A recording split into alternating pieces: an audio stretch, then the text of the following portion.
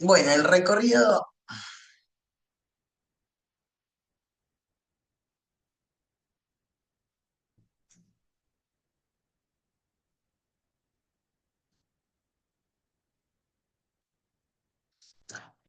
el tema de hoy es bastante extenso porque, bueno, vamos a tratar de incorporar bastantes años dentro de el análisis de este territorio, tratando de recorrer un poco todas las partes de América, que es un continente bastante extenso, que es el sur, el centro y el norte. Sumé un poquito de cosas de Estados Unidos. em, de México, ¿no? Para incluir el norte. Del centro lo tendremos un poco en algunas cualidades, pero no en profundidad, así que en ese concepto queda un poco corto en lo que es el centro, Centroamérica, ¿no? La parte del Caribe, que seguramente habrá mucho más que hacer, investigar ahí. Pero bueno, lo que vamos a tratar de ver al principio son las cosmogonías originarias y después el cómo eso también está relacionado con el rol destacado que tiene hoy en día Latinoamérica en la astrología, de la cual yo puedo pensar que tiene bastante que ver, ¿no? Una de las cosas más comunes que vamos a pensar es que no todo, o sea, que tenemos un pueblo maya que es más antiguo que el azteca es un pueblo posterior, ¿no? El maya ya casi había desaparecido a la altura del Imperio Azteca. Quedaban algunos reductos, pero no con la plena potencia al principio. Entonces a veces se suele confundir la cultura maya con la azteca y la verdad que son antecesoras. La maya queda ubicada en lo que sería la ribera de México, hacia el sur de México, y el mundo azteca quizás un poco más al norte, ¿no? Tienen influencia porque están en contacto todos los pueblos, pero esta idea de la astrología maya va a ser leída posteriormente, ¿no?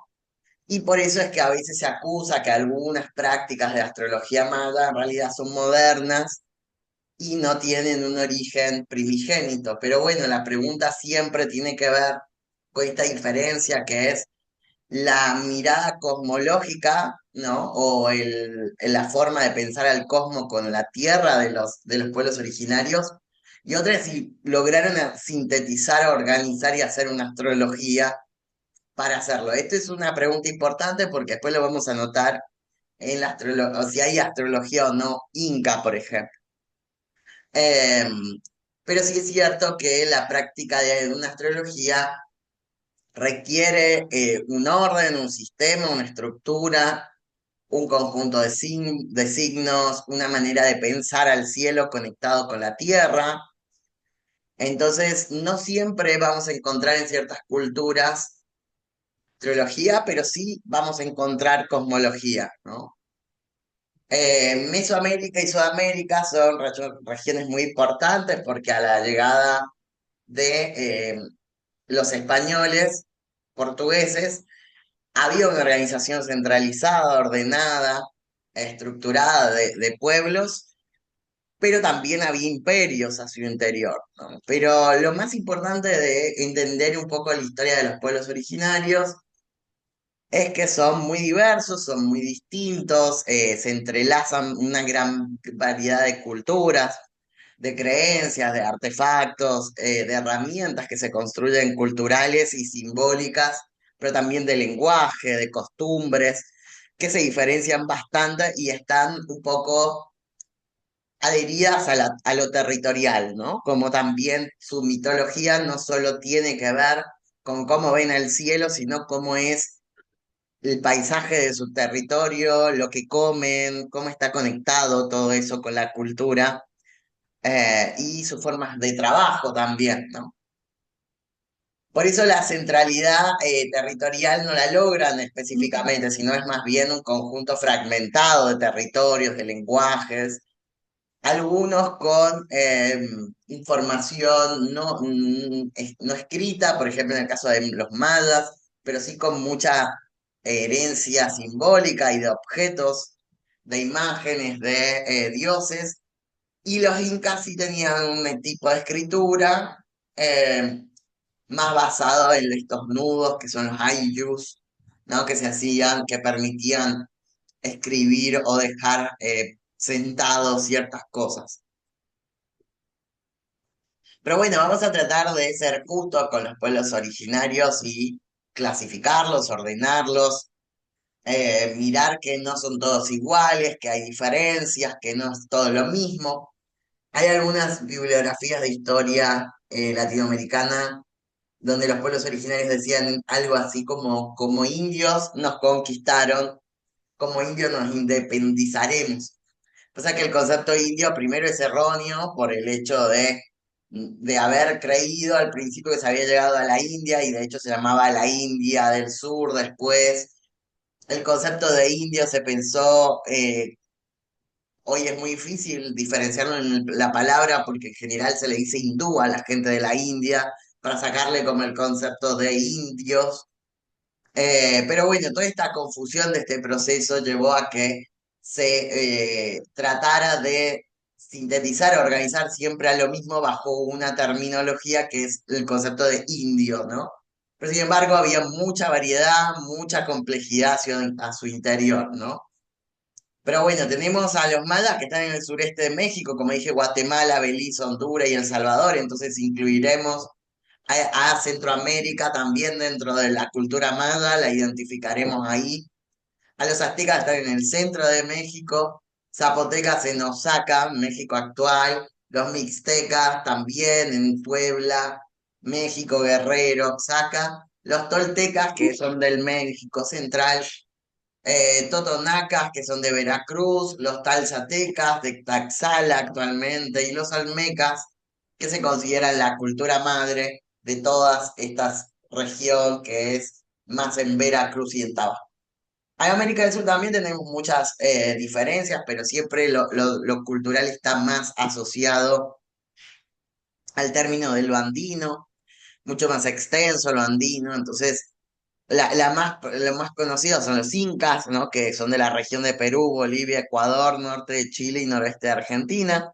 Acá hasta en San Juan y en Mendoza, donde región de Cuyo, se van a encontrar con los puentes incas, con varios en las montañas. Después están los quechuas, que son parte de Perú, Bolivia, Ecuador, Colombia, el norte de Chile, Argentina. Los Aymara, que también están en Bolivia, Perú y el norte de Chile. Mapuches, sur de Chile y Argentina. Los guaraníes, Paraguay, noreste de Argentina, sur de Bolivia, de Brasil, perdón. Los chichixa, los muxa, que son de Colombia. Y tupí guaraníes, Brasil, Paraguay. Y guarí, Perú, que son preincaicos, con influencia también en los incas. Y tihuancu o tihuanaco, que sería de Bolivia, con sobre todo también de culturas anteriores a la inca también.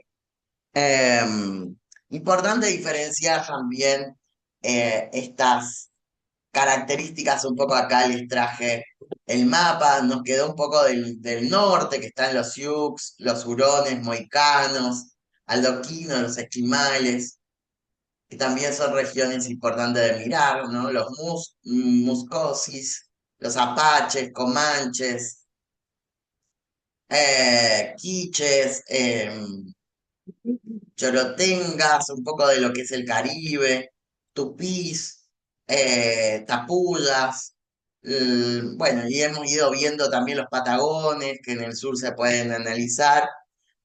Y un poco esto es lo que se encontraron cuando llegaron los españoles, ¿no? Toda esta complejidad y esta tensión territorial que genera mucha resistencia porque hasta el día de hoy los pueblos originarios resisten y existen también muchísimos en todavía comunidades en todo el territorio de la extensa América, ¿no? Como les dije, cuando llegamos, Los aztecas eran los que tenían una unidad, los mayas tenían una unidad, pero más bien cultural o de costumbres, y el imperio más sólido hacia ese momento en lo que es expansión o conquista o dominio y también convencimiento cultural eran los incas en particular, ¿no?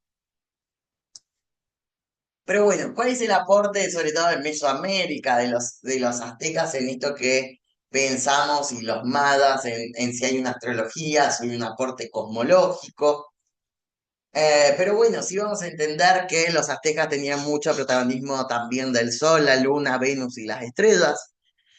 Este aporte que era muy influido por lo maya, que nos vamos a centrar un poquito más en profundizarlo, que es el Venus, era asociado con Pac de Sol, y era un dios masculino de la guerra, y su aparición marcaba momentos importantes para la guerra, por ejemplo. Los movimientos solares, como en el resto de los continentes, sirvieron para los calendarios y para medir las estaciones para el cultivo y el uso agrícola. También los astros eran dioses y manifestaciones divinas que influían en la vida humana, como en la mayoría de las culturas se van a encontrar que esto es común, es parte de hacer cultura, generar dioses, generar deidades que son como versiones perfeccionadas del humano que se ven en general en los astros por esa imposibilidad de ser interrumpibles que tienen los astros. Entonces siempre va a ser muy común que en cualquier cultura, independientemente de que tengan contacto o no entre ellas, algo bastante estudiado por arqueólogos, antropólogos, las culturas necesitan mirar la divinidad, ¿no? Los mayas tenían un conocimiento astrológico bastante avanzado en estos observatorios como el Caracol o Chichen Itza, y sobre todo estudiaban el Sol, la Luna, Venus, que era su dios principal, y los eclipses bastante los tenían en cuenta, ¿no? Tenía un calendario lunar y un solar para la cosecha, pero en lo que es lo ritual vamos a ir viendo el calendario venusino con el ciclo sinódico, del cual ahora se ha olvidado que en realidad es maya, se estudió bastante eso y se suele ocultar esto del rol de lo venusino, del ciclo sinódico, en realidad es maya, ni siquiera lo medían de esa forma, ni la Mesopotamia, ni los antiguos griegos. El rol de la Venus es muy importante en el mundo maya. Igual vamos a profundizarlo más adelante. Y bueno, y los zapotecas mixtecas también veían los solsticios, el sol, la luna, y también generaron pirámides y templos alineados a los fenómenos solares para los ciclos agrícolas. Y se consideraban en los eclipses como signos importantes de cambio o de intervención de los dioses, porque bueno, esto de siempre estar relacionándose el sol con la luna en situaciones eran claves de acuerdo a su mirada, ¿no? Em, por ejemplo, en Chichén Itzá se puede observar bastante el cielo, es un centro astronómico, astrológico, porque se podían, en ciertos momentos se pueden ver los ciclos de Júpiter, de la Luna, y esta es la forma en la que un poco se pensaba a los ciclos sinódicos de la Venus. Yo estoy acostumbrado a decirle la Venus, pero acá tengo que sacarme como esa identificación para verlo muy masculino porque es un dios que tiene tres partes, tres formas, Venus, y de acuerdo a esto, si está hacia el atardecer, al amanecer, o si está no visible, genera tres formas en su ciclo. Entonces es un dios que estaba más asociado con lo plutoniano, si lo quisiéramos asociar con con la astrología occidental, con el rol más marciano que hoy si lo asociamos, pero siempre dejaba como esto de llevar a la luz cosas o de ser un buen momento para la guerra. No tenía nada que ver en específico con la armonía, con la belleza necesariamente. Y eso es bastante interesante para poder diferenciar las cualidades que se suelen pensar, ¿no? De lo que pensamos en la astrología tropical, ¿no? El año sinódico era venusino y este calendario es un componente crucial y sumamente preciso de la astronomía de la actividad astronómica de la antigua América, porque estructuraba el tiempo y en esto la importancia de esta identidad divina que era Venus. Quetzal, considerado un siglo más, el símbolo más trascendente de América, eh, porque es el señor de la aurora, ¿no? Fundamental en el calendario, porque el calendario se basa en las fases de la Venus, y sobre todo esta gran estrella tenía este periodo completo, ¿no? Es decir, eh, la Venus podía ser pensada, ¿no? Con este calendario total, que son 584 días o 85, y el sinódico, que era en realidad 83,92. Y vamos a verlo en varios momentos muy importantes, aún ya entendiendo el heliocentrismo de la Tierra, sin haber asociado, como nosotros hemos venido viendo en la Edad Media, al centro de la Tierra, sino al sistema solar. Este periodo sideral, que es el ciclo de alrededor del Sol, no el completo sinódico, ¿no? Que es mucho más extenso, sino el sideral, que es más los 225, también era un año dentro de lo maya, ¿no? Y se integraba con otros ciclos mayores que formaban ciclos distintos, ¿no? Como por ejemplo el ciclo de 8 años, que equivalía a 5 revoluciones de Venus, dando origen al periodo de 8 años que dividían el tiempo, ¿no? En este ciclo, la fase de la Venus se podían ver arriba del horizonte, abajo o invisibles, ¿no? O no se veía. Y después había un ciclo mayor, lo cual interpretaban el tiempo en gran escala. Eso era bastante interesante del mundo maya o todo mesoamericano, que podían entender conceptos temporales como medio ciclo o un ciclo entero, ¿no? Cada 104 años se podía considerar ese total, ¿no? Que era el momento Lubai, que era el momento del descanso, ¿no? Em, este periodo, el gran periodo sinódico que tiene que ver con esta estrella que forma la Venus, ¿no? Donde están las diferentes fases, la visible e invisible, em, presentaba este lugar de buenos o malos augurios para la guerra o para los momentos.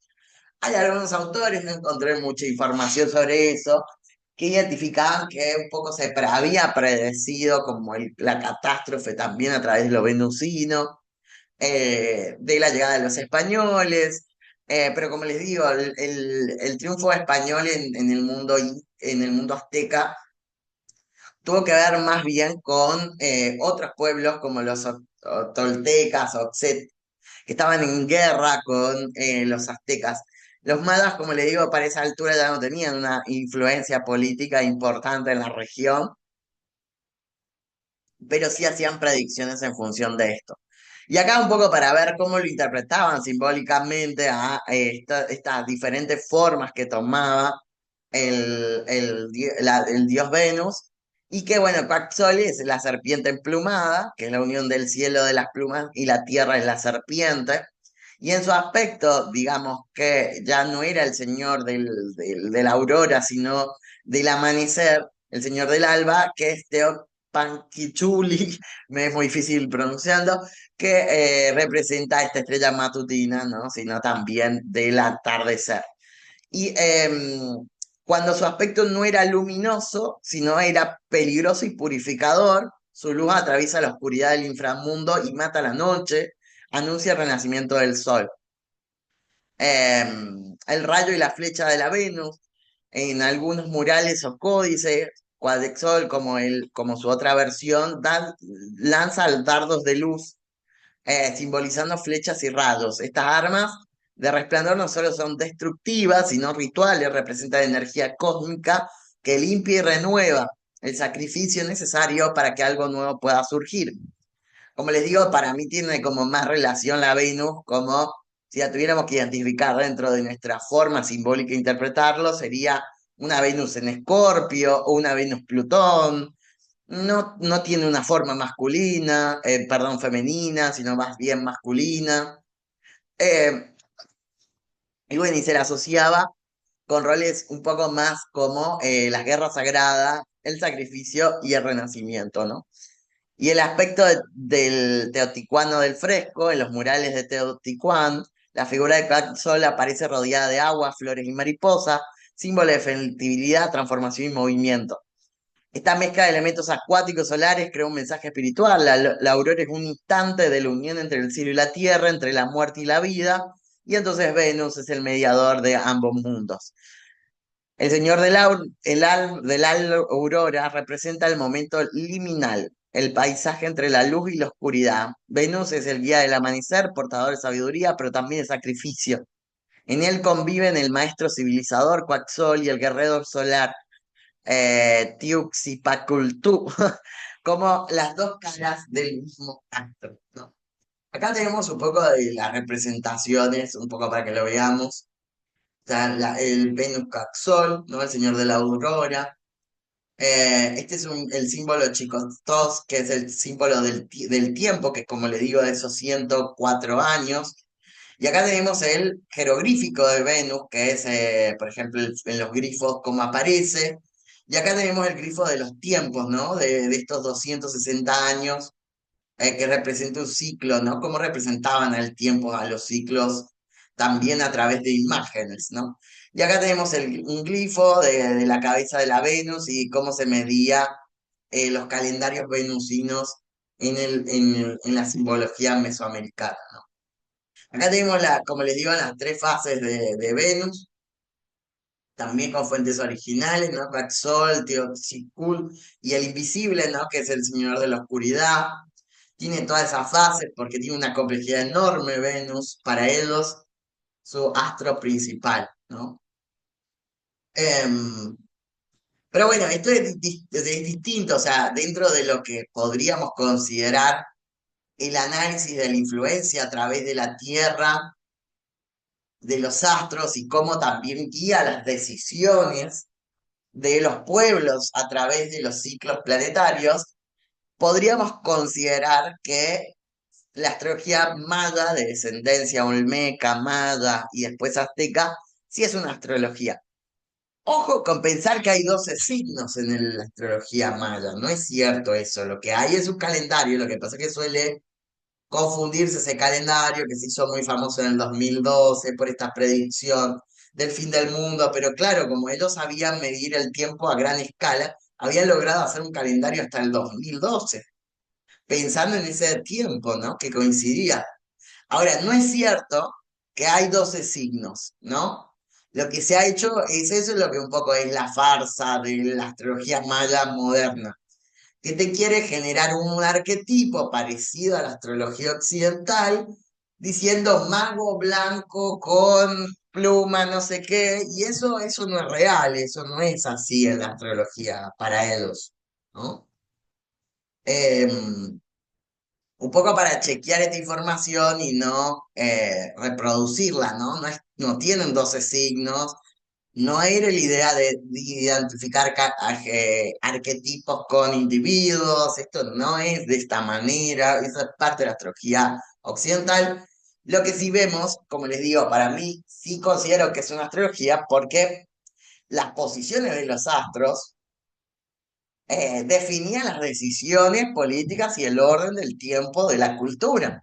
Y este dios, además, circulaba en el cielo también en una representación arquetípica dentro de la cultura y influía en los seres humanos que lo veía, no de una manera individual. No siento que la astrología, como le hemos ido hablando o debatiendo en el tiempo, si era el concepto de individuo que tenemos hoy, no siento que esto no tiene matriz occidental para nada, entonces no es lo mismo, pero sí podemos, yo estoy de acuerdo que es una astrología por estos argumentos que doy, pero sí tener cuidado con esto de vos que sos la astrología maya, sos mago blanco, piedra azul, no, eso no es maya. Si después quisieron hacer algo con eso, bueno, ya podemos debatir. Pero no sería maya, sería temporal, sería raro, porque no le pondríamos ese nombre, ¿no? Complicado ahí. Pero bueno, ¿qué pasa con geología sudamericana, caso del sur.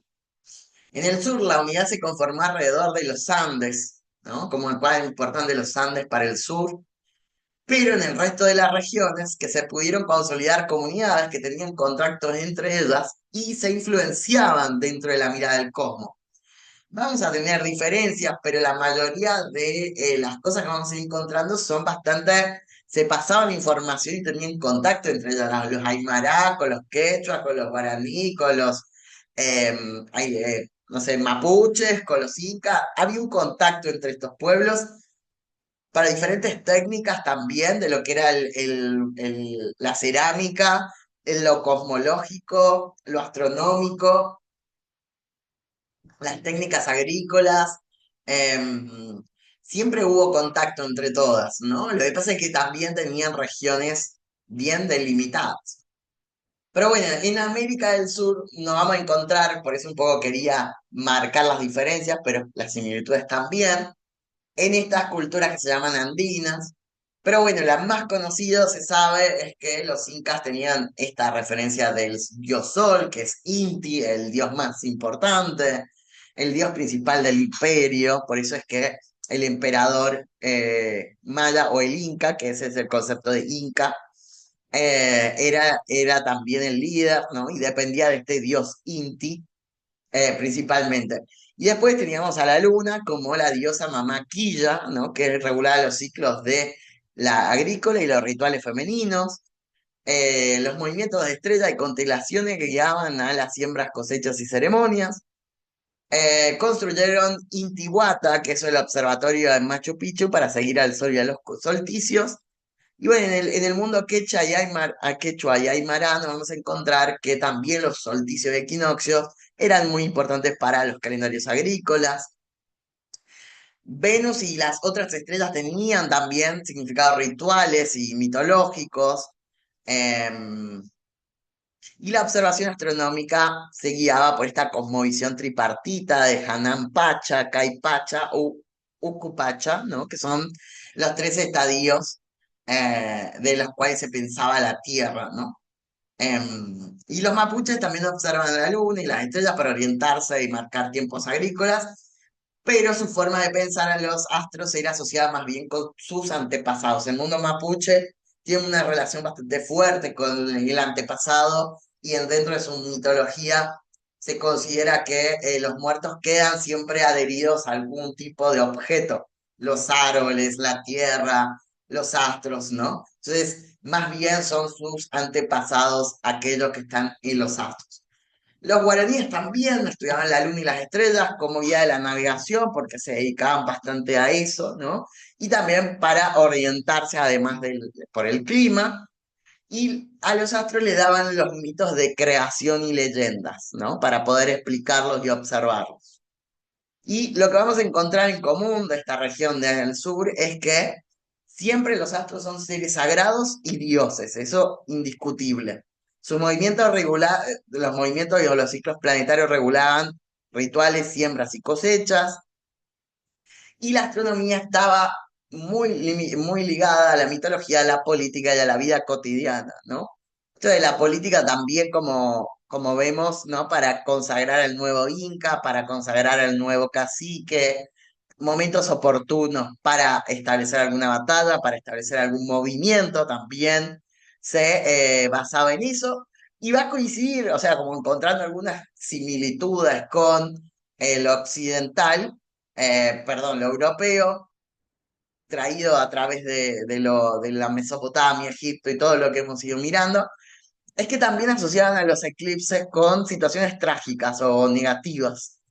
Hubo puntos en común también de lo del cielo cuando se dio lo que se llama la conquista, ¿no? Porque encontraron puntos en común para convivir en esto que es un sincretismo, mezcla o mestizaje forzoso, pero hubo puntos en común, ¿no? Y siempre se observaron los ciclos, los movimientos del cielo, y para ellos el tiempo era circular, al igual que al principio del mundo griego y romano.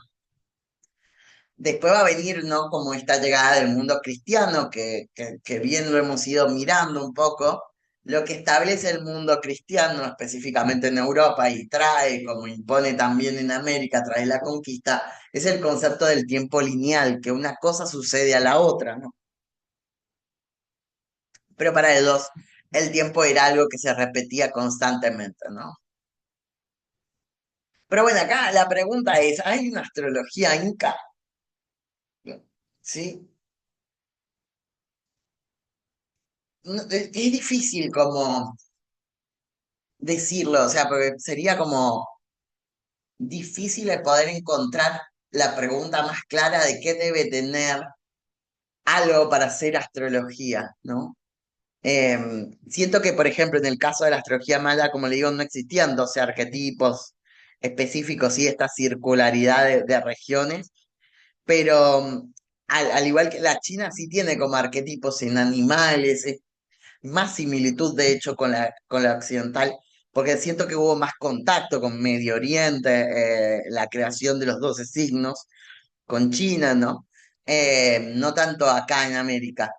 Pero bueno, sí fue muy valioso el aporte que tenía el mundo inca respecto a lo cosmológico, pero no específicamente su visión de que los astros gobernaban o tenían un vínculo o un puente con los humanos, necesariamente, ¿no? Porque el Inca era una persona también como un dios de la tierra, ¿no? Había como una figura más, más el estilo egipcio, ¿no?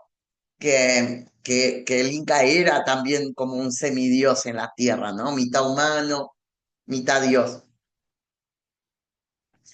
Pero bueno, sí tenía una cosmovisión compleja el cielo, aunque no de la forma que lo pensamos en lo occidental o mesopotámico. No podemos hablar de astrología inca en el sentido clásico, ¿no? Con signos, casas, cartas, pero sí de una cosmología sagrada, del movimiento de los astros, sí estaba ligado a la vida, al tiempo, a la agricultura, al poder. Es difícil porque no sabría cómo, sí, cómo aseverar tanto cosas, ¿no? Como esto, pero sí es cierto que no hay como, nunca se marca, sí se ha marcado bastante esto de la astrología maya, pero no tanto de la inca, entonces como que me parece todavía algo que no podría decir que sí ni que no, pero no en el sentido que lo quizás desde nuestra percepción occidental o tropical de la astrología, ¿no? Pero sí me gusta mucho el concepto que ellos traen, que es en la cosmología de la reciprocidad, ¿no? Esto específicamente se basaba con este concepto del Anji, la reciprocidad sagrada, ¿no?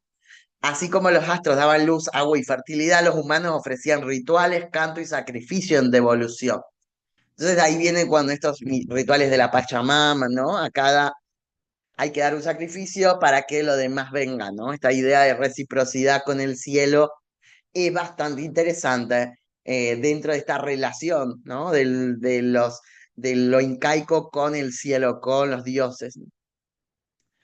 En una visión ecológica, espiritual y cíclica del universo, podríamos decir que no una astrología que influía al individuo especialmente, pero sí que los seres, lo que se sabía de los astros buscaba, que es un poco los cuatro tsuyus, que son los cuatro puntos cardinales, el equilibrio, ¿no? El Inca era quien mantenía el equilibrio de las cuatro partes, ¿no? Era el centro de esas cuatro regiones para generar como un equilibrio. Esto me da mucha risa porque siento que en la serie Avatar, la leyenda de Aang, que es como el avatar que controla los cuatro elementos, siento que es como medio una copia del Inca, ¿no?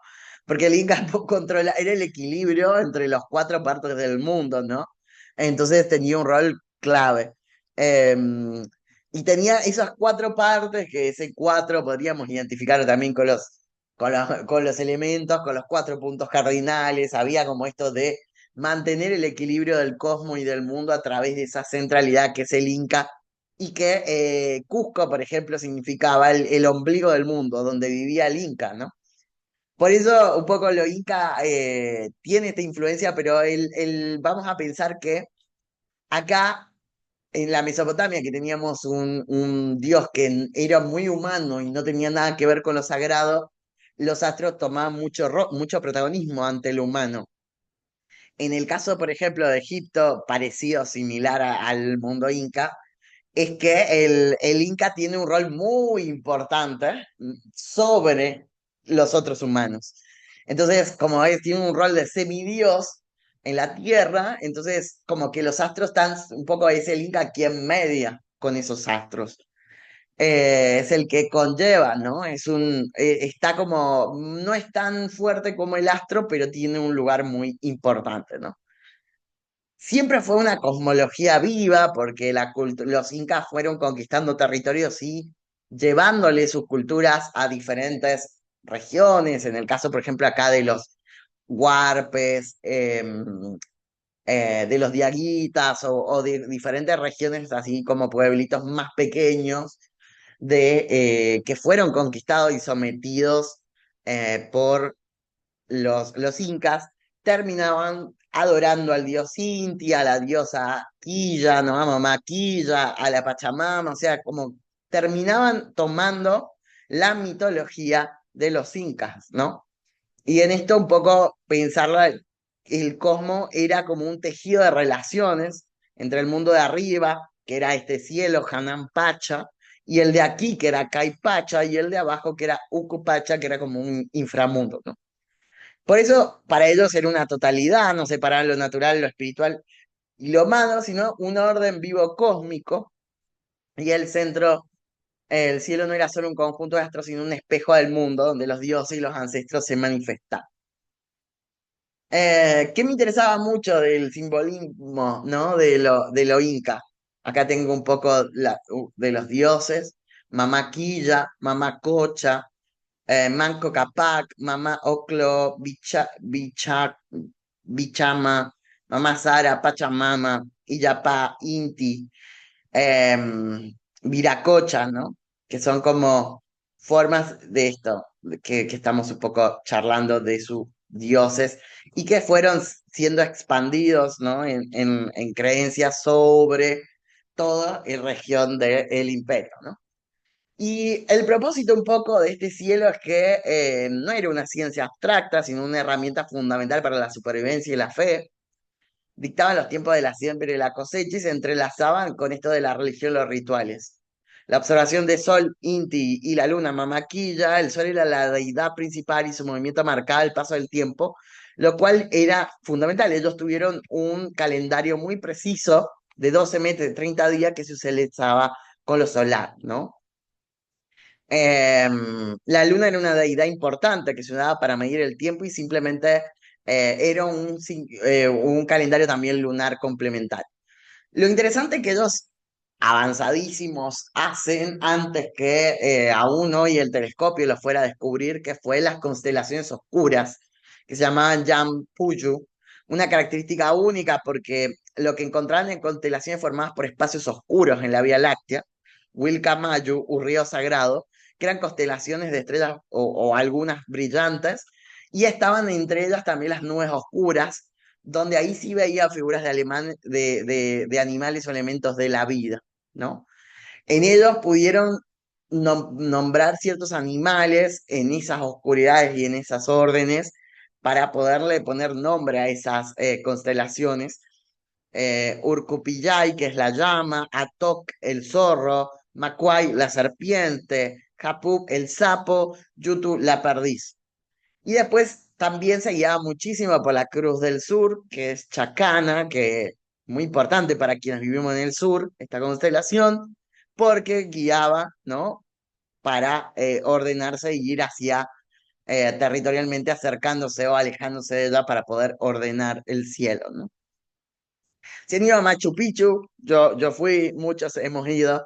Hay un montón en Aguas Calientes sobre esta simbología, sobre estos animalitos, ¿no? En Aguas Calientes, que es el pueblo anterior a Machu Picchu, donde la gente se suele quedar, hay como construcciones sobre estos animalitos sagrados, ¿no? Em, Después, el uso de su cancas, que es un poco lo que les quería mostrar acá. Estos sucancas, que son estas construcciones de piedras, ¿no? que eran justamente marcaban la posición del sol al amanecer y al atardecer.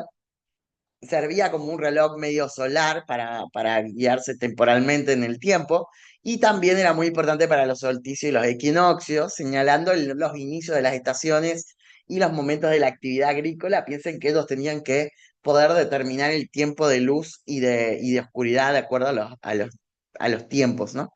Y por supuesto tuvieron muchísima arquitectura astronómica, muchos centros ceremoniales y construcciones como Machu Picchu, Coricancha en Cusco, y todos justamente alineados para el observatorio, ¿no? Para observar en esta elite de intelectuales, astrólogos que eran los chancas. Por eso digo, un poco me cuesta un poco decir astrólogos, pero también son astrónomos, son muchísimas cosas, ¿no?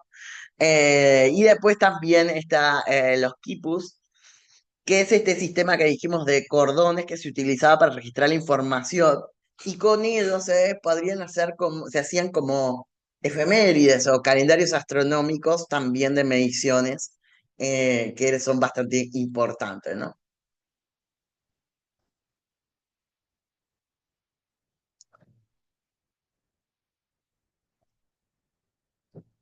Uf,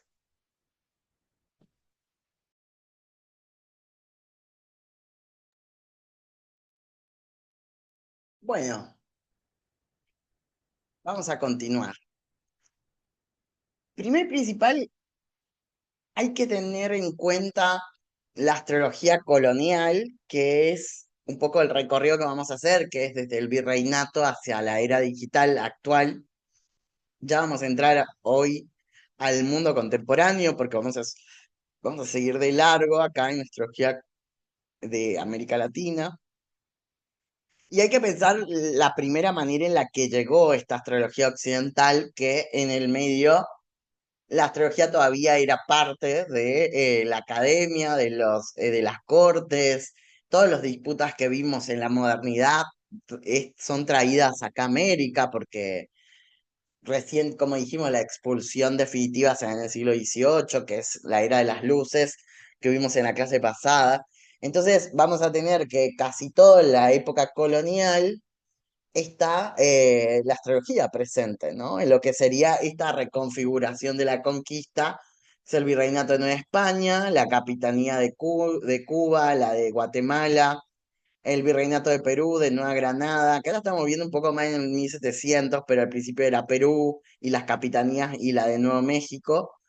Em, pero bueno, la astrología llega justamente junto con la colonización europea, y en el siglo XV los aires astrológicos viajaron desde España y de Portugal también a Brasil, con esta idea de traer ciencia, información de navegación y de medicina también.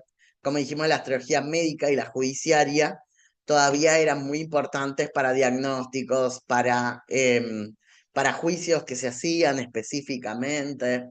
Y las primeras menciones en crónicas coloniales o tratados médicos misioneros y en universidades virreinales, vamos a encontrar que hay una universidad en México, una universidad en Perú también que se fundan, y que tanto en Lima como en México vamos a tener mucho de lo que es la astrología judicial, ¿no? Sobre todo para esto de diferentes juicios que hacían los virreinatos, que los virreinatos son como un desprendimiento de la corona, y está otra figura central que permitía no solamente ser el rey, sino el virrey en este territorio, ¿no?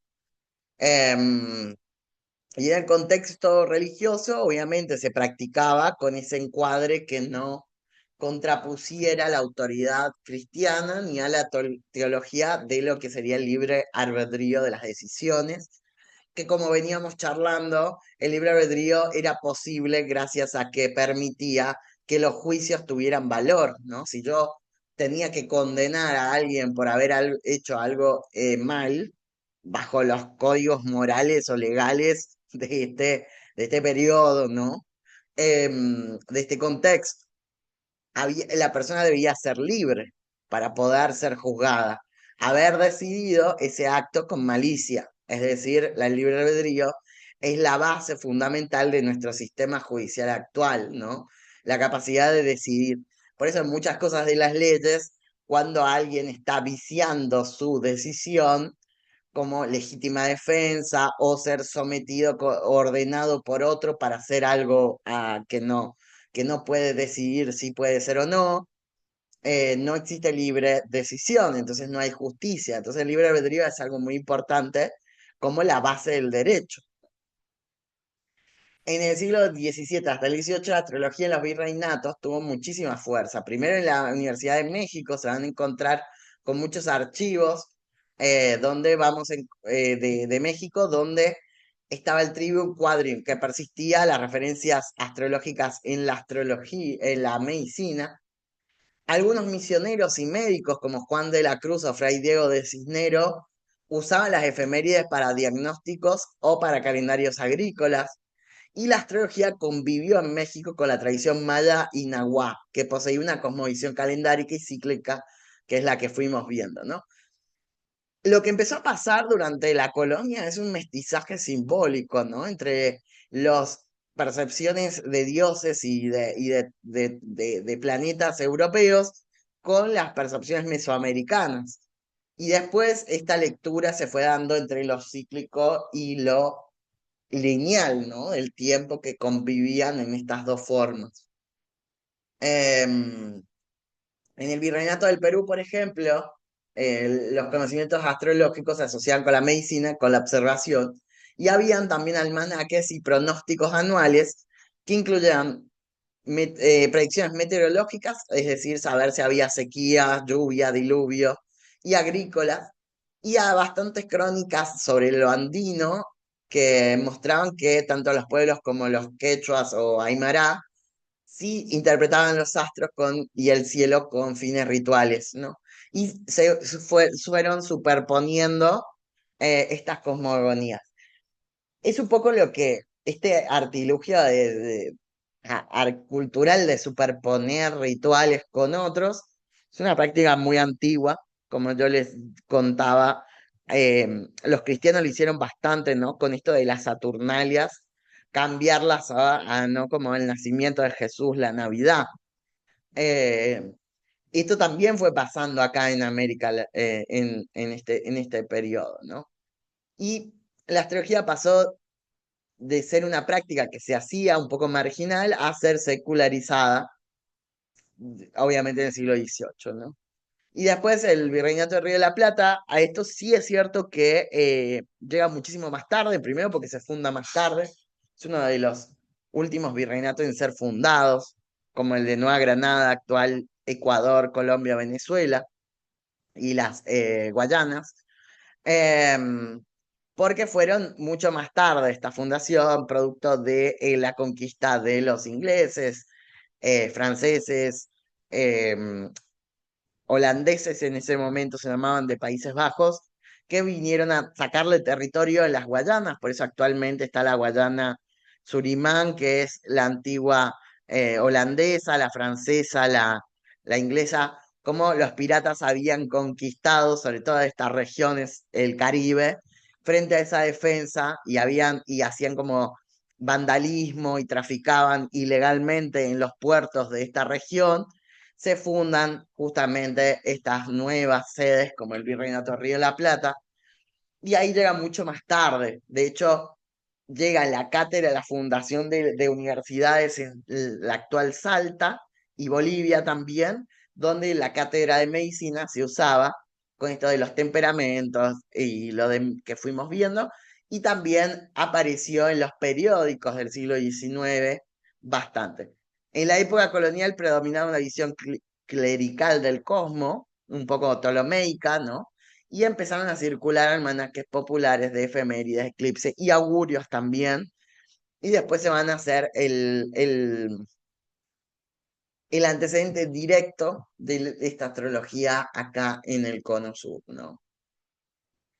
¿Qué sí me interesa del siglo XIX, después del XVIII, que como dijimos es el siglo de la ciencia, donde está mucho más reprimido, donde los dioses, perdón, los reyes actuaban como dioses, censurando, prohibiendo lo que se leía, lo que no, lo que se podía acceder.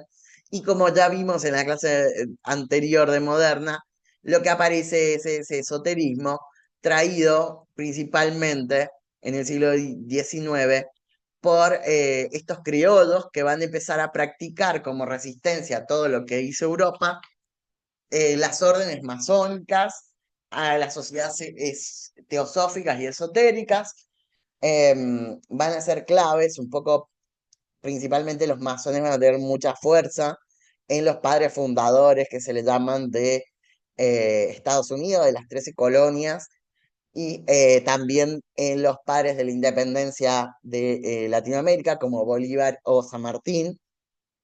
La mayoría va a pertenecer a las logias franco-masónicas o de rama escocesa, y los dos, los representantes de la independencia de los Estados Unidos, hay demasiada información y prueba que toda esta fundación estuvo dada bajo esta orden masónica a lo cual pertenecían, y por lo tanto, miren lo que voy a decir, me voy a arriesgar a decir un montón de cosas. Podemos pensar que podríamos suponer o afirmar, no de una manera tajante, porque estoy diciendo algo sin un montón de info, pero la astrología estuvo involucrada en las independencias tanto de Norteamérica como de América Latina, muy fuertemente involucrada. ¿Por qué? Porque lo que se enseñaba dentro de las órdenes masónicas, ya lo vimos, era astrología.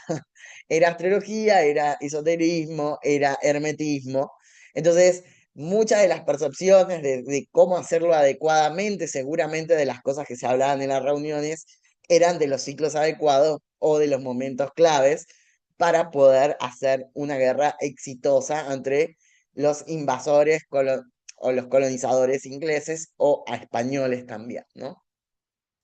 Como les contaba en la clase anterior de Moderna, las logias se vuelven importantes porque permiten, es una resistencia a a ese razonamiento puro, duro de la ciencia que no permitía otra cosa más que la ciencia, y versus eso aparece esta idea de lo espiritual, y lo hermético, lo esotérico, lo astrológico, el tarot, como resistencia a todo ese tipo de prácticas.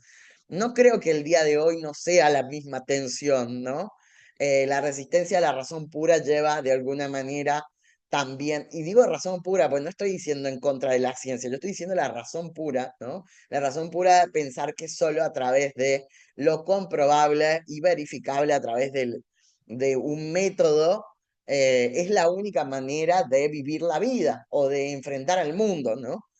Entonces, esto siempre genera como resistencia también esto de, bueno, las prácticas paganas, las religiosas o espirituales. Llevas como contraparte siempre una resistencia de ese tipo, y en este caso la vemos bastante clara, ¿no? En esta influencia. Em, si no, vamos a encontrar que en esta altura están escribiendo autores como Alan Leo, como Elfias Levi, Papus específicamente, y todo este material empieza a ser traducido y traído a Buenos Aires, a México, a Río de Janeiro, y sobre todo es traducido a cada idioma y a cada región a través de los círculos masónicos, que principalmente muchos se dedicaban a lo literario, ¿no? Y en Estados Unidos vamos a tener el gran aporte de este momento, que es el espiritismo, que es un desprendimiento del esoterismo, esto de mirar, viste, como esta espiritista que te conectaba con tus muertos, ¿no? En esto de agarrarse las manos, con una vela en una mesa, y todo este movimiento que también se dio en Estados Unidos, que después el New Thought, el nuevo pensamiento, va a nutrir a lo que después será el New Age. Yo al New Age lo voy a encarar ahora, pero me interesa darle también una vuelta en la clase que viene, cuando veamos a Aleister Crowley también, porque para mí Aleister Crowley es el primer intérprete del New Age, pero el New Age en general es conocido en los 60 y en los 70, cuando aparece el movimiento hippie. La mayoría del movimiento hippie de los 60 y los 70, como resistencia a la guerra y a todo este movimiento, se genera este movimiento que también es el New Age, que acompaña el movimiento hippie específicamente, ¿no? Pero bueno, vamos al concepto de New Age. Ya vimos en la clase qué es lo que era la era de Pisces y cómo se había conceptualizado. Y evidentemente esta idea de nueva era era importante, entonces anunciar la llegada de la era de Acuario. Y es un movimiento amplio, no tan fácil de definir. Hay muchos autores de antropología religiosa que se dedican a estudiar esto, pero es espiritual, es filosófico, es cultural y sobre todo tiene su protagonismo más fuerte en los años 60-70. Claramente es anterior a esto, ¿no? Pero justamente era una opción que no era una religión organizada, sino un conjunto de creencias y prácticas que intentaba generar un puente entre la ciencia, la espiritualidad, la psicología y el autoconocimiento, ¿no? ¿Qué combinó? Sobre todo la influencia más fuerte es en Estados Unidos, por eso la quiero tomar ahí a Estados Unidos y por qué lo nombro, ¿no? Primero en este espiritualismo del siglo XIX, que es teosofía, espiritualismo, ocultismo, otro nombre distinto, el ocultismo justamente estaba más abocado a no revelar la información a los neófitos, ¿no? No a cualquiera, el ocultismo siempre tiene como cualidad, a diferencia del esoterismo, que no es compartido a cualquiera, por eso se llama ocultismo, porque no cualquiera puede participar, hay que dejar, tiene que seguir una serie de pasos para ser confiable y compartir la información. Entonces el ocultismo no es lo mismo que esoterismo, me interesa un poco, justamente, quizás lo único que me interesa es que ustedes se llevan diferencias de cada una de las cosas, para que entendamos que cuando estamos refiriendo al espiritismo no es lo mismo que esoterismo, no es lo mismo que New Age o ocultismo.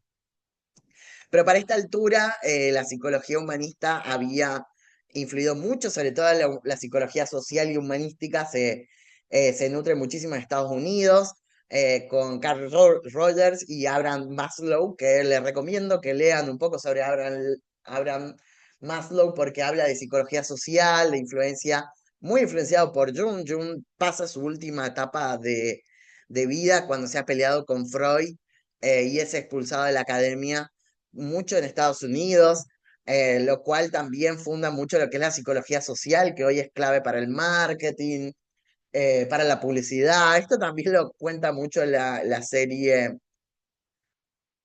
ay, no me sale el nombre que sale, que es sobre publicidad y el movimiento de la publicidad en el tiempo. Es bastante influenciada por la psicología social, ¿no? Y después también incluye astrología, yoga, meditación, reencarnación, energía, terapias alternativas. Y se forma justamente como una contracultura de los 60 que busca la paz, el pacifismo y salirse del dogma religioso. El núcleo clave de considerarse New Age es estar transitando la era de Pisces, donde dominaba la fe, el sacrificio y las jerarquías, hacia la era de Acuario, ¿no? Donde ese símbolo era conciencia colectiva, libertad, tecnología, cooperación y expansión de la mente, ¿no? Y si la astrología en este momento se volvió una herramienta para la evolución personal y espiritual más que una técnica predictiva. Fueron bastante, eh, estuvieron bastante en contra de la predicción de la astrología, ¿no?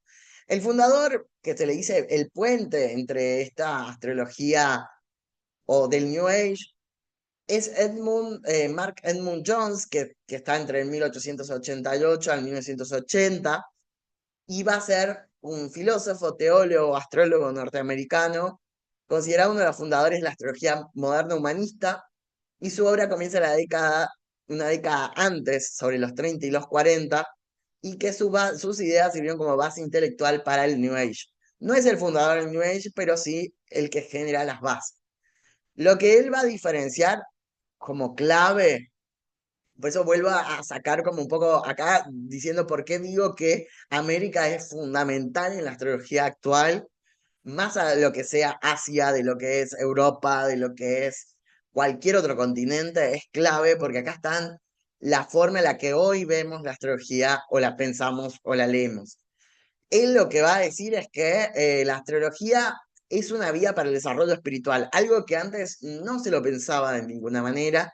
Tuvo que romperse todas las barreras de lo cristiano, de lo católico, de lo religioso para que esto pueda pasar, ¿no? Para Jones, el mapa natal no era un destino fijo, sino una estructura simbólica del alma, una herramienta para entender el propósito vital y el crecimiento interior. Rechazó el fatalismo clásico, creía que los planetas no determinan nada, sino indican potenciales. El ser humano conserva su libre albedrío. Vinculó la astrología con la psicología y la filosofía. Incorporó conceptos jungianos y herméticos y además influencias teosóficas y cristianas. Creó los Sabian Symbols, los símbolos sabianos, ¿no? Junto a la medium Alice Weller, canalizó 360 imágenes arquetípicas, una por cada signo del zodiaco. Estos símbolos se interpretan como mensajes espirituales para comprender la evolución del alma. Una, una práctica muy usada hoy entre astrólogos esotéricos y New Age. Influyó directamente al famoso astrólogo norteamericano Danny Rubinhart, que justamente es el que tiene este libro clave que se llama La planetarización de la conciencia, que es el libro fundamental de la astrología psicológica actual, ¿no?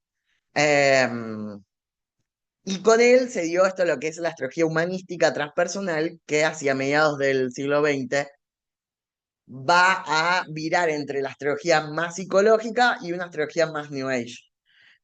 Rudinhart fue discípulo y continuador de Jones y fue quien popularizó la idea de que la carta natal es un mandala del ser, ¿no? Como importante esto también para que vamos entendiendo el mundo contemporáneo de la astrología. ¿Y qué pasa en el siglo XX? Bueno, tenemos el Estado moderno triunfa hacia el siglo XX, se institucionaliza todo. Hacia el siglo XX la mayoría de los estados tienen ya su congreso, su sistema judicial, sus constituciones, sus sistemas legales, y además aparece esto de lo popular y la cultura de las masas, que es algo muy característico del siglo XX. Primero y principal, el siglo XX está marcado a través del 1930 y 1920, que justamente tiene que ver con el éxito de la prensa, la televisión, la radio, ¿no? Como todo eso vuelve masiva la astrología y vamos a encontrarnos con astrólogos y astrólogas muy importantes como Evangelina Adams, Linda Goodman, que es una astróloga muy importante también y que tiene bastante sobre mitología de diosas, hay bastante sobre astrología feminista de Linda Goodman, porque es la primera en traer a lo femenino y ella está como un poco dentro de este movimiento al principio de la votación o de los derechos de las mujeres. Importante, Linda Goodman es clave también para que chequen sobre su información sobre astróloga. Y bueno, ya este conocido Danny Rubinhart, que es el quien difunde en esta astrología psicológica y espiritual. Bueno, en los 70 y los 60, 70 vemos el movimiento New Age, y ahí la astrología se fusiona con las terapias alternativas, con el yoga y con la psicología transpersonal de Carl Jung. Y después tenemos a la figura mediática icónica. A ver, yo soy muy fan de Walter Mercado, lo amo. Fue un astrólogo puertorriqueño que es uno de los primeros latinos en tener lugar dentro de la televisión estadounidense. Y llegó a la mayoría de los hogares más importantes entre los 80 y los 90 de astrología, ¿no? Y lo curioso de él es eso de, ¿no? De su estilo glamuroso teatral que hizo que fuera una de los programas de televisión más vistos de astrología en toda la historia de la astrología. Entonces, como él es clave para eso. Y después en Estados Unidos vamos a encontrarnos con otros astrólogos reconocidos como Chani Nichols, Jessica Jan Hood y Susan Miller, que actualmente, por ejemplo, combina mucho lo que es activismo, feminismo y tecnología. Hoy en día la astrología se está como virando hacia estos lugares, ¿no? Del activismo, el feminismo y el rol de las redes sociales. Esto es como muy clave y se ve bastante. Pero bueno, me quiero quedar un poquito con el fenómeno de Walter Mercado, porque me parece como muy, muy importante nombrarlo a él. Porque no solo fue un astrólogo, sino que fue un fenómeno cultural, mediático y simbólico, porque transformó la manera en la que se comunicaba la astrología en América Latina y en el mundo hispano. Para mí él también es clave en el rol que tiene Latinoamérica hoy, en la astrología. eh, y vamos a tratar un poco de ver por qué este rol, ¿no? Primero porque él fue un excelente comunicador de astrología, ¿no? Tuvo un montón de conflictos también porque le roban el nombre, los derechos y no puede seguir por mucho tiempo. Era muy predictivo. Él es el que lleva a la televisión el New Age, es decir, la forma en la que él interpreta la astrología cambia clave, ¿no? Y él populariza esto, ¿no? Tanto en México como en Caribe, en todos lados, siempre veían el programa de Walter Mercado, que era un poco esto que dice mucho amor, ¿no? Llevaba la astrología siempre al sentido del amor, de la paz, del bienestar, y era una persona muy carismática, verdaderamente. Hay un documental de él que me parece fascinante en Netflix. Está contado a través del tarot. O sea que me encanta porque él está, creo que ahora murió, pero él está presente en este documental y va contando, o sea, como vos podés entender su documental si sabés del tarot, o sea, lo podés entender siempre, pero lo importante es que va marcando cada etapa con cartas del tarot, entonces si sabes de tarot te sirve mucho, te deja como ese mensaje que me encanta un poco. Pero sobre todo él va a ser clave en lo que es el imaginario espiritual, ¿no? De latino, del contexto estadounidense, pero también en Latinoamérica. Hoy es clave también en muchas cosas. Primero porque volvió a la astrología un espectáculo masivo. eh, la astrología dejó de, o sea, lo que hacía es mezclar teatro, espiritualidad, vestuario, oratoria, televisión en vivo. Y cambió todo, ¿no? Porque pasó del consultorio del periódico a la pantalla, ¿no? Ya no era un acto individual, sino un acto de las masas. Representó mucho la identidad latina también, por las visiones desde lo inglés, ¿no? Por eso para muchos es un orgullo latino caribeño, ¿no? En la televisión. Y su forma de hablar, su acento, su sensibilidad y misticismo crearon un lenguaje latinoamericano propio. Ya también es un icon de no binario, o de la identidad de género, o de la versatilidad, porque él siempre tuvo una estética ambigua, ¿no? Muy importante para las personas de la comunidad LGTB, porque justamente él era un ícono gay, pero sin embargo nunca dijo cuál era su orientación sexual, entonces siempre es concebido como un ícono de lo queer, importante. Y lo que a mí me parece clave de él, más allá de que muchas de las formas en las que interpreta la astrología yo no estoy de acuerdo, en particular, pero lo que sí me parece muy interesante de él es que él hace algo muy clave, que es volver a la astrología a un lenguaje emocional, que es un poco para hablar de lo contemporáneo, me parece clave él, porque acá lo que él intenta es ser un líder emocional, ¿no? Cálido, cercano, que se pueda conectar con el sentir popular, con el consuelo, con el ritual diario, ¿no? Algo que van a seguir manteniendo muchos astrólogos populares hasta el día de hoy, ¿no? El vínculo con lo emocional, ¿no? Y cómo hoy en día un poco lo que está pasando es diferenciando el astrólogo comunicador emocional del astrólogo técnico. Vamos a diferenciarlo un poco para dar ejemplos concretos. El astrólogo técnico es alguien que está basado en sus fuentes, en la información, es muy detallado para lo que comunica. Y después está el astrólogo emocional que de alguna manera hace que el público se identifique popularmente con su opinión o lo que quiere comunicar, ¿no?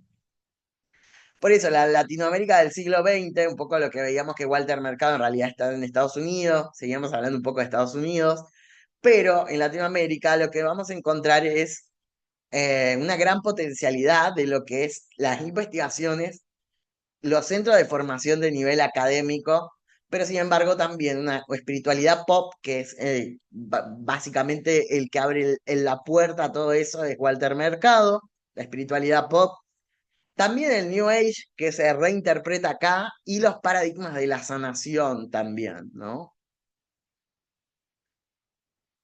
A ver, Cuando yo me refiero a esto es que nos encontramos con diferentes perfiles. Nos vamos a encontrar con, por ejemplo, Dumont en Instituto Cava, pero por el otro nos encontramos, qué sé yo, con un Orangel o con una Mia Astral, que lo que logran es una comunicación emocional efectiva, ¿no? Con una espiritualidad pop o una astrología más pop, que a veces también aparece mucho el paradigma de la sanación en esta en Latinoamérica, que es algo muy particular de acá, que siempre todas las terapias alternativas New Age, que vienen un poco de lo New Age alternativo, siempre están en búsqueda de la sanación. Ese es su objetivo final.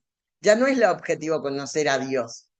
El objetivo es si yo no sano, no puedo vivir bien. Entonces siempre están como las diferencias un poco entre yo decir, por ejemplo, los tránsitos, no sé, claves, a proponer la sanación de alguien, diferencia bastante los sentidos. Entonces eso también fue generando muchísimas diferencias dentro de lo que es la radiografía de una astrología latinoamericana actual, ¿no?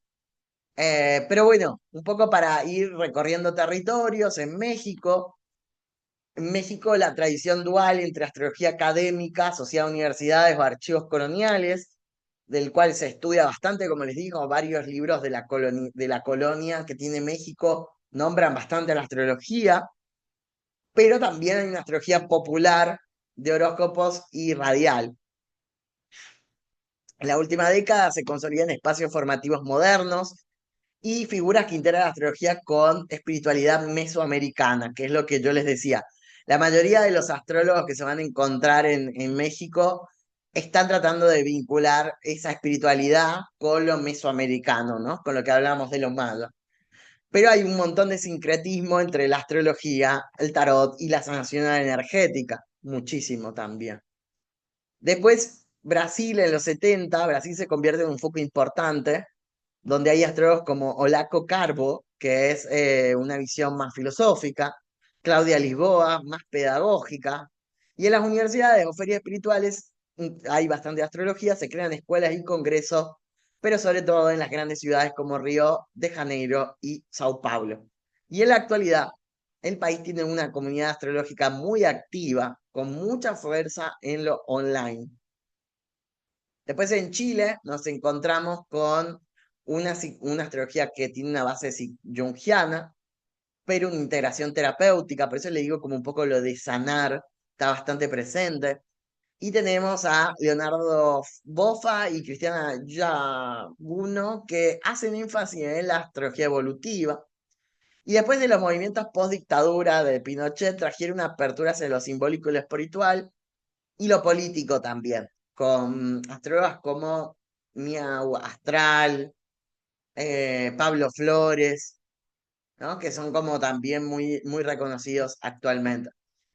Güey, la Argentina se convierte hacia los 90 y 60 uno de los planos, polos intelectuales más importantes de la astrología latinoamericana, sobre todo porque se crean dos escuelas muy importantes que son la Fundación del Instituto Cava, que es el Centro Astrológico de Buenos Aires, por Eloy Dumont, y después con Casa 11, con Eugenio Carutis y Silvia Neira, y son con influencias claves como de Jung, Rudy Hart y Lee Grimm, donde acá en Argentina influye mucho el pensamiento psicoanalítico, ya que Argentina es uno de los países que más psicoanalistas tiene, y hoy es un pueblo intelectual donde se produce a nivel internacional muchas publicaciones, congresos y producción teóricas, también libros importantes.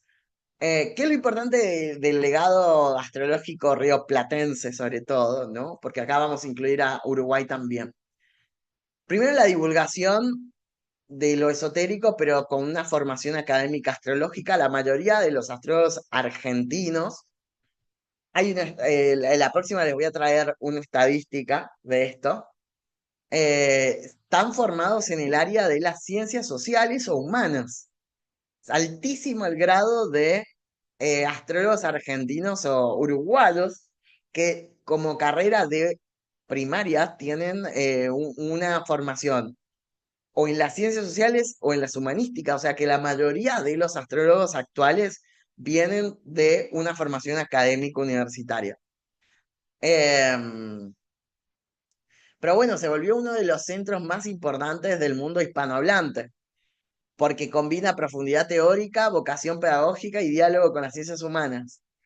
Y durante la década del 50 y del 70 hubo muchos círculos esotéricos porteños influenciados por la teosofía, el humanismo y el psicoanálisis, que es un poco lo que yo les contaba de Xut Solar, por ejemplo. Eh, pero bueno, de todo lo que está pasando hoy en día, ustedes lo saben, ¿no? Como... Pero esto tuvo mucho más fuerza en estos círculos porteños un poco más clase media, que generaron una astrología muy reflexiva y menos predictiva, pero más psicológica, ¿no? Lo que vamos a ver un poco en esto es que Río de la Plata incluyó el lenguaje junguiano de psicología profunda. Hay muchos psicólogos especializados en lo junguiano que hacen astrología. Buscan el rigor técnico europeo, mucho contacto con la tradición. Muchas astrólogas como María Blaquier, por ejemplo, que se dedican mucho a lo que es técnico y tradicional. Y también una mirada humanística y arquetipical, que también arquetipical, bueno, es difícil. Y después también el contexto filosófico latinoamericano, que es el rol de la identidad, el mito y el devenir colectivo, que también influyen muchísimo en esto. Y bueno, muchos lo que tiene que ver con revistas, congresos, comunidades académicas, bastante importantes. Una de ellas es lo que sería lo histórico, que es la fundación del Instituto Astrológico de Buenos Aires, que es fundada por Eloy Dumont, que nació en Gualeguaychú en 1925 y falleció en 1991. Estudió en la Facultad de Ciencias Económicas de la Universidad de Buenos Aires y su trayectoria se orientó automáticamente hacia la astrología, la filosofía oriental, el ocultismo y la enseñanza. A los 23 años tuvo su primer contacto con la astrología. Estuve buscando fotos de Dumont y no encontré. Me sorprendió que no había fotos de él. Pero bueno, es una persona bastante importante porque hizo libros muy interesantes. eh, Donde él se fundó en 1961 y desde el 65 hasta el 91 fue el director del centro académico y profesor, junto a la compañera Rudy Lesa, que también tiene un montón de libros. Y sus libros más importantes es el Manual de Astrología Moderna, que se hizo en 1883, que es un texto didáctico donde se enseña todos los elementos de la carta natal y la casa aspectos interpretados. Después, Astrología Predictiva, que lo hizo en el 89, se dan técnica de predicción y principio de la astrología aplicada, y contribuyó activamente a la difusión de América Latina del sistema de casas topocéntricos creado por Wendell Polish y Nelson Pages. Wendell Polish murió, Nelson Pages vive actualmente en Bariloche. Este sistema es muy importante porque permitió solucionar el tema de los polos, cómo medir los ascendentes en el tema de los polos. Es una excelencia técnica y de medición astronómica, geográfica, un montón de elementos que aplican. Y además editó tablas de casas, publicó artículos y tuvo una revista que se llamó Astrología, muchísimos años, que permitió el debate astrológico en el español y conectó a los astrólogos latinoamericanos con colegas europeos, australianos y norteamericanos, muy importante. Y después, en el término Uruguay, tenemos a Boris Christoph, donde él tiene una visión más de la astrología científica, él tiene este orden.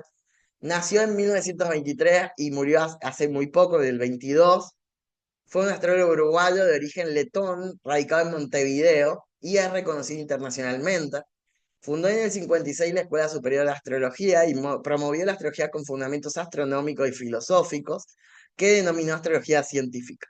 Publicó más de 15 libros, entre ellos Astrología Científica, El Hombre Estelar y La Hora Exacta de Nacimiento. Fue un pionero de la sistematización técnica de la lengua castellana, introdujo métodos rigurosos para rectificación de cartas, interpretación de tránsitos y progresiones, y enfatizó la necesidad de una formación seria y ética. Su influencia se dio bastante para la Argentina, Chile y España, y su trabajo sigue siendo de referencia en escuelas técnicas de astrología tradicional. Christoph representa una vertiente científica y experimental del movimiento astrológico rioplatense, mientras que Caruti y Dumont encargan también una dimensión simbólica y pedagógica. Son para mí claves en el pensamiento de la astrología actual, sobre todo en la región del cono sur. Pero bueno, lo que nos encontramos en el en el siglo XXI es la digitalización, las redes y las nuevas narrativas, ¿no? Creo que el desafío actual tiene que ver con la astrología en las redes sociales. Esto es básicamente, ya no es historia, es sociología, porque la historia se hace cuando las cosas han pasado, no cuando las estamos viviendo. Pero sí es cierto que hemos cambiado un montón la forma de hacer astrología en la actualidad, porque Internet y las redes sociales han democratizado el acceso a la astrología, cómo se enseña y cómo se debate bastante astrología en plataformas online, tanto en Hotmart, Udemy, Patreon, que usan bastantes.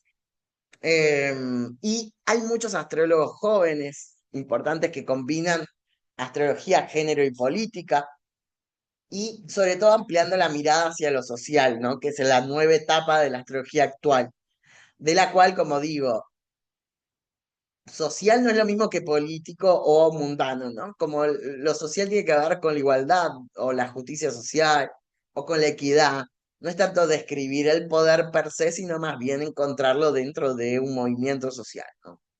Y en Estados Unidos, América, surgen esto de los memes astrológicos, los podcasts, las apps que te permiten ver tus tránsitos y que han reconfigurado enormemente la práctica de la astrología.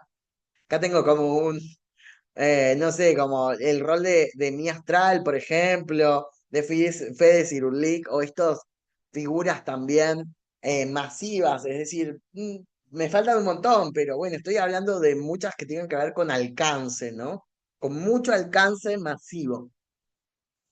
Pero lo que ha generado actualmente hoy es una tensión latente entre la astrología profesional y técnica, basada en software, cálculo y estadísticas, y la astrología mediática y simbólica, que sobre todo busca una conexión emocional, ¿no? Con las personas, como decimos, es bastante diferente esto. Y bueno, Latinoamérica no ha sido un receptor pasivo para nada de la astrología, sino que se ha convertido en un productor de pensamiento astrológico, tanto desde los almanaques hasta los horóscopos en Instagram. La astrología representa en América Latina un mestizaje cultural, una relación bastante amena entre la ciencia y la religión también. Siento que la astrología es bastante amable con estos dos polos, no intenta como incomodarlos necesariamente, está presente en eso y también en el aporte que tiene en la sociedad actual contemporánea, ¿no? La astrología. Acá tengo un par de referentes, ¿no? Actual que seguramente conozcan. Él es Orangel, es como nuestro Huerta del Mercado, después como que le heredó eso la Jimena de la Torre, después tenemos a esta señora, la Ludovica, que también fue clave, y en España tenemos a estas dos referencias que son más formales. Lo que sí pienso es que en España, por ejemplo, nunca tuvieron figuras del estilo Walter Mercado, Orangel o Jimena de la Torre o Ludovica. Siempre los astrólogos tienen este carácter mucho más técnico en España, que combina mucho lo tradicional, ¿no? Por esta, como dijimos, como esta que vimos en España, pues es una fuente de información más de la astrología medieval o tradicional específicamente.